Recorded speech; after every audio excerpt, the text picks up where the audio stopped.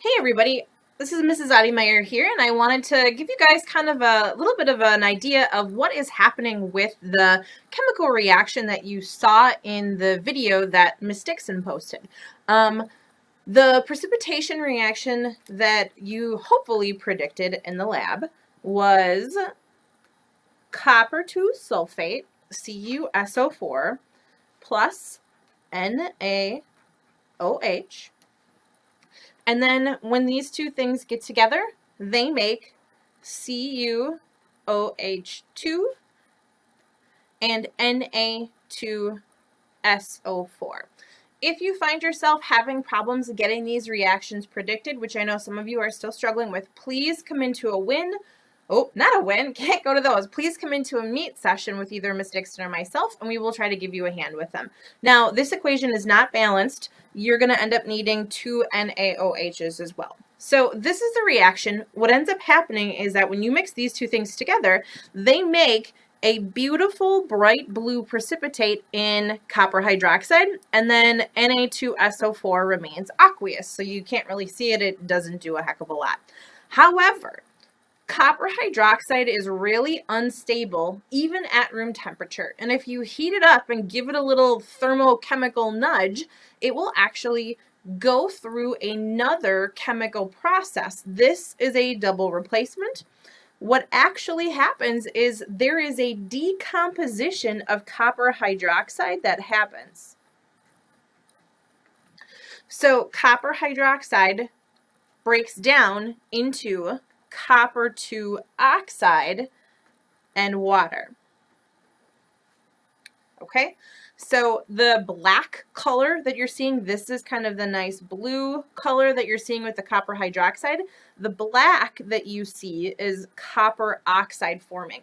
If we would leave your beaker, if you had have done this reaction and left the beaker out on the counter overnight in a room temperature room, it would have turned black on its own, but we were planning on heating it up and then running it through a filter. So the problem with this is that you have two chemical reactions, and you say to yourself, how in the world am I supposed to do stoichiometry with this? Do I have to do multiple mole ratios? This makes my life infinitely harder. Why are you doing this to me?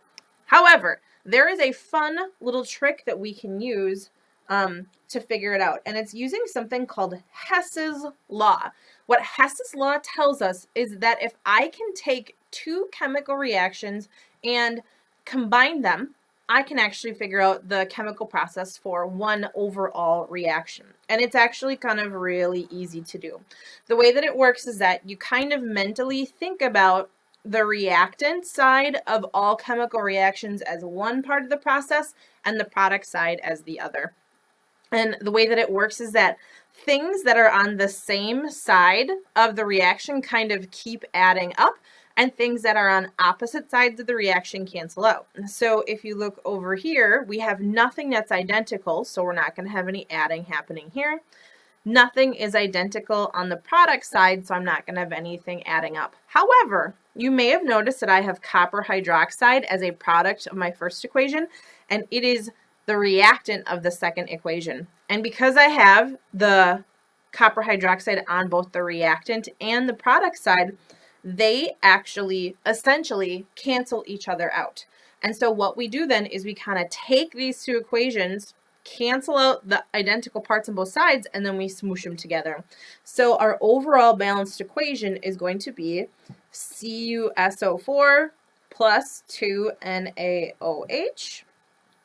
And that turns into CuO, H2O, and Na2SO4. All right, so it's just kind of a neat little chemistry trick. If we would have had enough time to get to thermochemistry this year, and I don't think we're going to, you would have learned to do this too. It works pretty slick and can be a good little trick to kind of get you out of some jams. So what we're going to do for the lab is you guys are going to use this overall reaction to complete your stoichiometry. Okay, good luck.